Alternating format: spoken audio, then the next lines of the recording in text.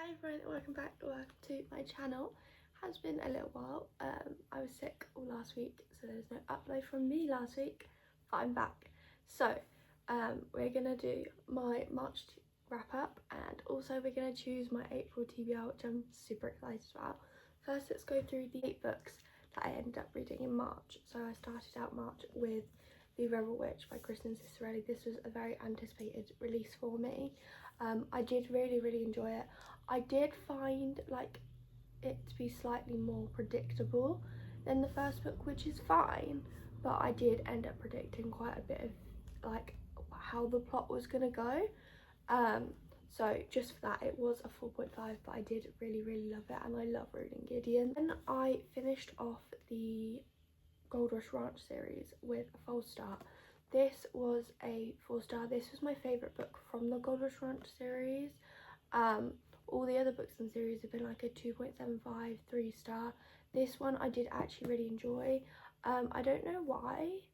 I think I quite liked Nadia, and that was like one of the main things, was that I quite liked her.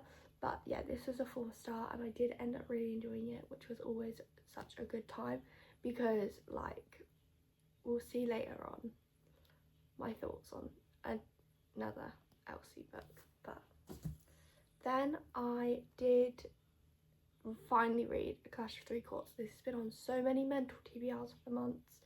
This has been on so many, oh, I'll pick it up, and then I just never pick it up. And I've picked it up so many times and never finished it. But I did finally finish A Clash of Three Courts by Chloe C. Penaranda. This is the 4th book in the An Air Comes Dry series. I absolutely love this series. The first 3 books were 5 stars. This one was like a 4.25, 4.5. I did really enjoy it. It would have been a 5-star if I didn't leave it 5 months in between reading the other books. But it's fine. I had a really good time with it, and I very much want to continue the series with book 5 and book 6 that also comes out in April. I don't think I'll get to both in April, but now on to Wild Side by Elsie Silver.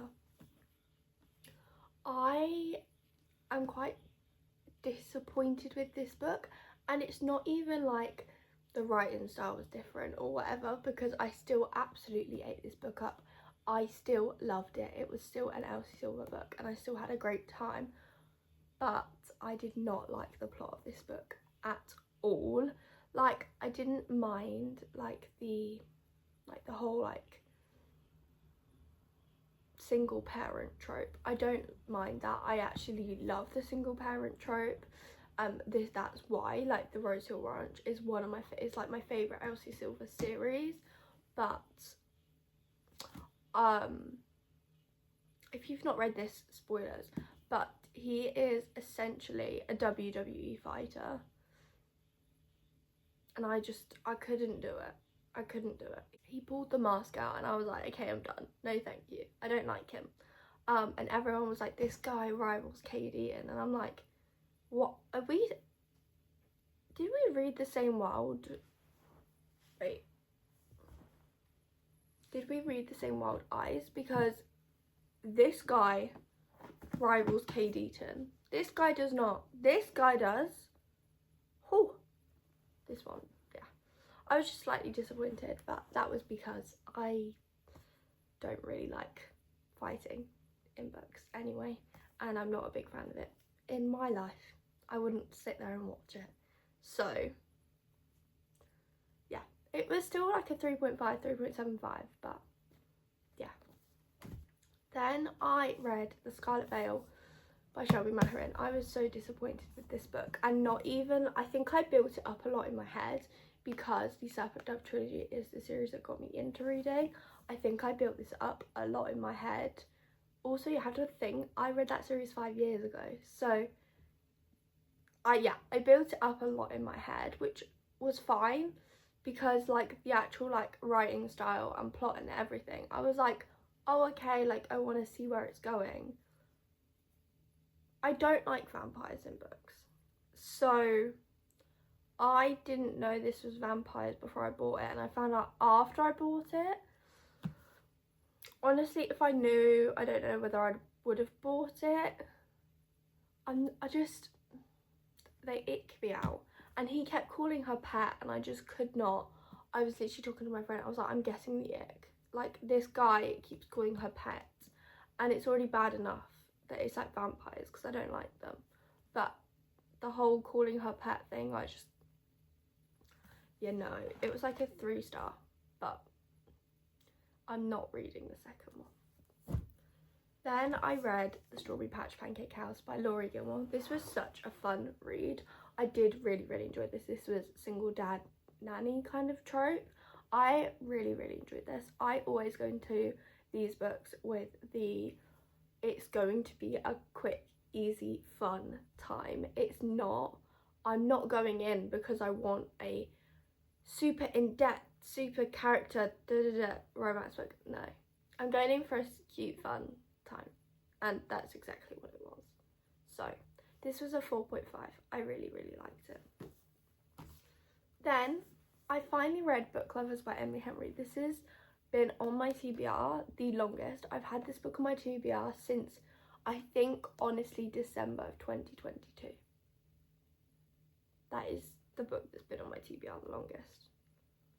But overall, I absolutely did really enjoy this book. I really loved Charlie and Nora by the end of it. And at the start, I was like, don't really know how I feel. By the end of it, I was obsessed with them. And this was a 4.5. I had the best time reading this. And just being back in Emily Henry's writing is so good. And it just made me so excited for her new release this month. And the last book that I read this month was A Language of Dragons by S.F. Williamson. So this book was so good. I gave this book a 4-star overall. I started reading it just before I got sick. I was like 120 pages in and I was really enjoying reading it. So I can't physically read a book when I'm sick. So I had to pick up the audiobook for this and I still really enjoyed it. And I did also really like the voice actors of the audiobook, and kind of sometimes when I'm like reading a book and then I have to switch to the audiobook for whatever reason, sometimes it takes me out quite a bit. But this I really loved. I loved it so much. I gave it 4 stars. I'm so hoping that there's going to be a second book because I need to know what happens next. Here are the 8 books that I ended up reading in the month of March. So there was only 2 books on my TBR for the month that I didn't get to, which was The House in the Cerulean Sea and A Tempest of Tea. They were the only 2 I didn't get to, so I was very proud of myself for getting 2 books, but also getting to some books that I was excited to read. Now, it's time to choose the April TBR. I am so excited for April. There are so many good new releases coming out. We have Great Big Beautiful Life by Emily Henry. We have Fearless by Lauren Roberts. We have Say You'll Remember Me by Abby Jimenez. We have Watch Me by Tara Maffey.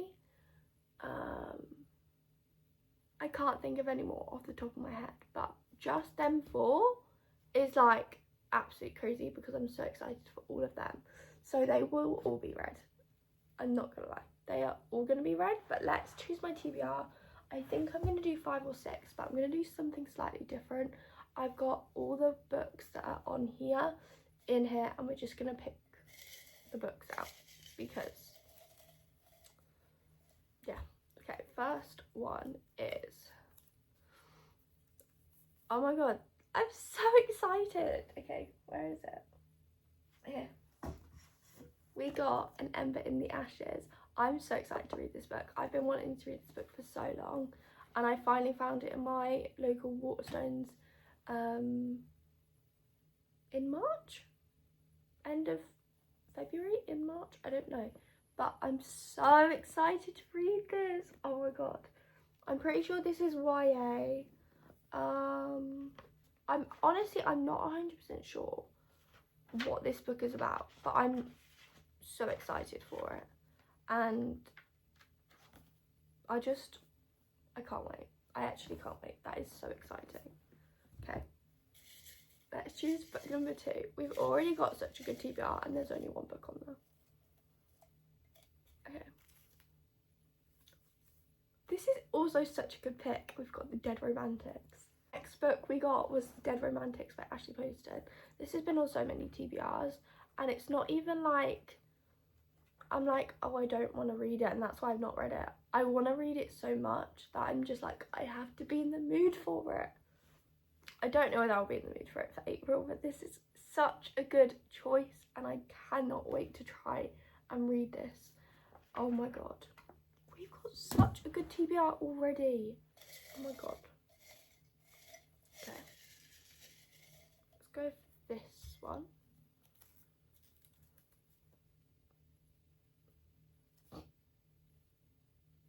Okay.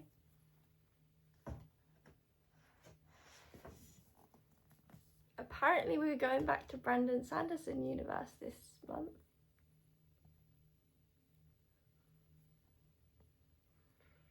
That's absolutely fine, but I wasn't mentally prepared to go back to Brandon Sanderson this month. We're starting the Mistborn series this month. Very, very, very excited to start this. Also absolutely terrified. Okay. Book 4. Okay, we've got a repeat from last month. We have A Tempest of Tea. This is so good because I did really want to read this month, March, because we're still in March. But I didn't get round to it because I got sick, and then I'm just like, I don't really want to read anything. I'm so excited. I really did want to pick that up. Oh my god. Okay. Let's pick 2 more, I think. Okay.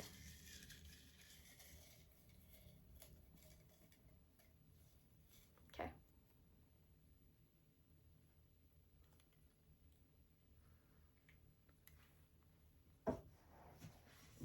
We got Muse of Nightmares. I started this. I might have started this last month, or I might have started it the end of February. Oh my god, it's so bright. And I just never, honestly, I wasn't in the mood for it and I just never finished it. This is a very good option for me to get though. Okay. We're like reading some standalones, we're continuing series, we're starting series. Honestly, it's looking pretty good. Okay. And our last book is